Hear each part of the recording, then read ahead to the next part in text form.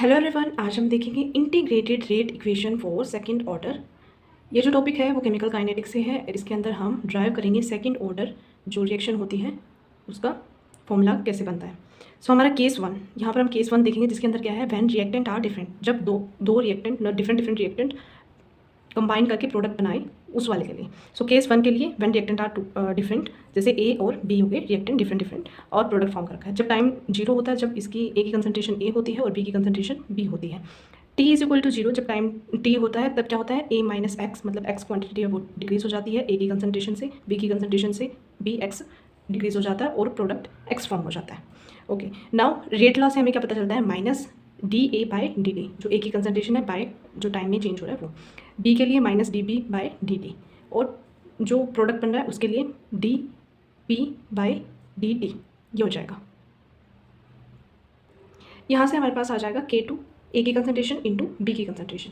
सो हम D x by D T को किस तरीके से रेट को रिप्रेजेंट कर देंगे, के टू जो ए माइनस एक्स का कंसंट्रेशन है ए की, जो ए माइनस एक्स हो जाएगी, बी की कंसंट्रेशन हो जाएगी बी माइनस एक्स। तो यहाँ से हमें ये पता चल गया। अब क्या होगा कि ये डी एक्स है divide by A minus X हो जाएगा और बी माइनस एक्स, ये वाले नीचे चले जाएंगे और ये वाला जो डी टी है वो इधर के टू के मल्टीप्लाई में हो जाएगा। तो ये वाली इक्वेशन है इक्वेशन नंबर वन। आगे क्या करेंगे, रिजोल्विंग इनटू पार्शियल फ्रैक्शन, जो ये वाली टर्म है one by A minus X B minus X को हम रिजोल्व कर देंगे इस वाले टर्म के अंदर। ये दोनों टर्म है वो इक्वल ही है, जब हम इसको मल्टीप्लाई करते हैं इस वाली टर्म से, सो हमारे पास ये ही निकल के आता है। सो हमको इसको पार्शियल फ्रैक्शन में रिजोल्व कर लिया है इस वाले टर्म को। अब इस वाले टर्म को, जो ये वाली टर्म है, इसको हम पुट कर देंगे इस वाले इक्वेशन में, इक्वेशन नंबर फर्स्ट में। जब हम इक्वेशन नंबर फर्स्ट में पुट करेंगे तो हमारे पास क्या बन के आएगा, one by A minus B, one by B minus X minus one by A minus X D X is equal to K two D T. अब हम करेंगे बोथ साइड इंटीग्रेशन, इस वाले टर्म को भी इंटीग्रेट कर देंगे और इस वाले टर्म को भी इंटीग्रेट कर देंगे। सो हमारे पास क्या आएगा, ये वाली कॉन्स्टेंट टर्म है A minus B, so A minus B है वो बाहर निकल जाएगा और इस वाले टर्म को with respect to D X के इंटीग्रेट कर देंगे और इस वाले टर्म को भी हम with respect to D X integrate कर देंगे और is equal to K two और डी टी को भी इंटीग्रेट कर देंगे। जब हम इस वाले टर्म को इंटीग्रेट करेंगे तो हमारे पास क्या आएगा, जब वन बाई एक्स होता है उसका इंटीग्रेट करते हैं तो एल एन एक्स आता है, और जब हम अंदर वाले टर्म को भी इंटीग्रेट करते हैं तो मतलब डिफरेंशिएट करना होता है अंदर वाले टर्म को, सो वहाँ से हमारे पास माइनस वन आ जाएगा। सो ये वाली टर्म को जब हम इंटीग्रेट करते हैं तो हमारे पास आ जाता है minus L N B minus X, minus जब हम इस वाले टर्म को भी इंटीग्रेट करते हैं तो हमारे पास आ जाता है minus L N A minus X, ये वाली टर्म आ जाती है। और जब हम इसको इंटीग्रेट करते हैं तो के टू और टी प्लस सी, जब हम नॉर्मल जो इंटीग्रेशन सॉल्व करते हैं तो यहाँ पर कॉन्स्टेंट सी होता है वो एडिशन में आ जाता है। ओके, अब क्या है, अब इस इक्वेशन को हम, अब ये क्या बन गया, L N A minus L N B बन गया। सो इस वाली टर्म को हम इस प्रॉपर्टी के थ्रू हम इसको क्या लिख देंगे, A minus X by B minus X, मतलब ये L N A minus X by में बी माइनस एक्स हो जाएगा और यहाँ पर आ जाएगा के टू प्लस सी, ये इक्वेशन नंबर हमारी टू बन जाएगी। अब हमें यहाँ से कॉन्स्टेंट सी निकालना है, इसके लिए क्या करना पड़ेगा, हमें टी को जीरो पुट करना पड़ेगा और एक्स को जीरो इन इक्वेशन टू में टी को जीरो और एक्स को जीरो। जब हम टी को जीरो रखेंगे और एक्स को जीरो रखेंगे तो हमारे पास सी की वैल्यू क्या आ जाएगी, C is equal to one by A minus B L N A by B, C की वैल्यू आ जाएगी ये वाली।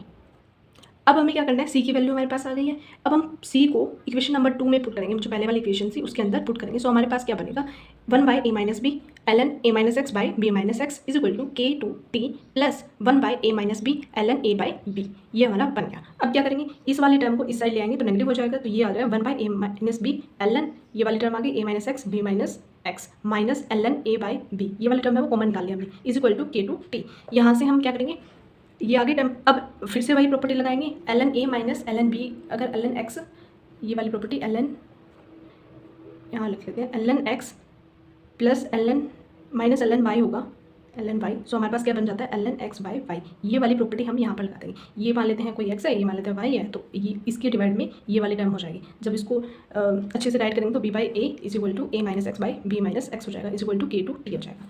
अब यहाँ पर के टू रखेंगे और टी ले जाएंगे इधर डिवाइड में, सो ये हो जाएगा one by A minus B T L N B A minus X by A into B minus X. So ये इक्वेशन नंबर हो गई थर्ड। यहाँ पर इंपॉर्टेंट थिंग क्या थी, यहाँ हमने एज्यूम करके चला था कि ए है वो ग्रेटर देन बी है, तब ये इक्वेशन फॉर्म हो रही है।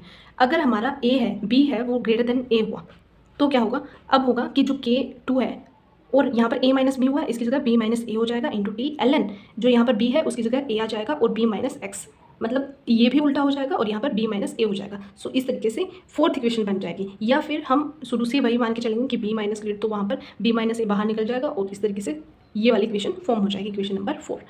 अब क्या करेंगे, अगर हमारे पास ए इज इक्वल टू बी हो गया, यहाँ तो ए ग्रेटर देन बी हो गया, यहाँ बी ग्रेटर देन नहीं हो गया, अगर हमारा दोनों इक्वल हो गए, ए इक्वल टू बी हो गया, then equation 3 and 4 will not be applicable, ये वाली दोनों इक्वेशन एप्लीकेबल नहीं होगी। सिमिलर वे से यहाँ पर ग्राफ शो किया गया है, जो हमारी ये वाली टर्म और टेम्परेचर के बीच में दिया गया जब हमारा स्लोप क्या हो K2। ओके, अब आता है केस 2, जब हमारा A is equal to B हो, ये वाले दोनों की कंसंट्रेशन इक्वल हो, तो ये 2A goes to product P। So यहाँ पर रेट क्या हो जाएगा, -1/2 dA/dt is equal to dP/dt is equal to K2A²। Rate law से हमें ये पता चल जाएगा। यहाँ पर हम क्या लिख लेंगे, रेट dx जितना x में चेंज हो रहा है by dt is equal to K2A-x, जितना a के अंदर चेंज हुआ है A-x की जो पावर है वो 2, क्योंकि सेकंड ऑर्डर रिएक्शन है कि इसकी पावर 2 आ जाएगी। अब क्या होगा, सिमिलर तरीके से dx/y में ये नीचे आ जाएगा और dt इधर मल्टीप्लाई में चल जाएगा, K2 dt हो जाएगा।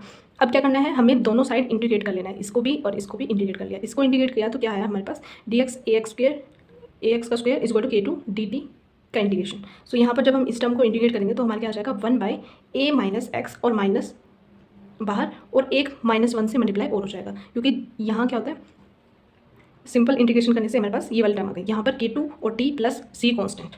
नेक्स्ट क्या होगा, अगर यहाँ पर जब इसको सिंप्लीफाई करेंगे तो 1/a-x हो जाएगा equal to K2 T plus C हो जाएगा। अब हमें क्या निकालना है, C की वैल्यू निकालना है। C की वैल्यू कैसे निकालेंगे, C की वैल्यू के लिए हमें टेम्परेचर को 0 रखना पड़ेगा और x को भी 0 रखना पड़ेगा इक्वेशन नंबर 5 में। जब हम टेम्परेचर और x को 0 यहाँ पर 0 रखेंगे तो 1/a आ जाएगा और टेम्परेचर को 0 रखेंगे तो C इक्वल टू 1/a आ जाएगा। ये वाली वैल्यू आ जाएगी इस इक्वेशन में पुट करने से। अब क्या करेंगे, हम C की वैल्यू हमारे पास आई है, इस वाले C को हम इक्वेशन नंबर 5 में पुट कर देंगे। सो हमारे पास क्या बन के आ जाएगा, 1/a-x is equal to K2 T plus 1/a। अब क्या करेंगे, अब यहाँ पर रीअरेंजमेंट करेंगे और K2 के इक्वल में हो जाएगा 1/t x/a-x। सो ये हो जाएगी फाइनल इक्वेशन। सो यहाँ पर हमने तीनों केस के बारे में पढ़ लिया, जब हमारा a ग्रेटर देन b हो और b ग्रेटर देन a हो और जब दोनों ही इक्वल हो तब क्या केस बनेंगे। सो ये था integration equation of second order reaction. So thank you so much.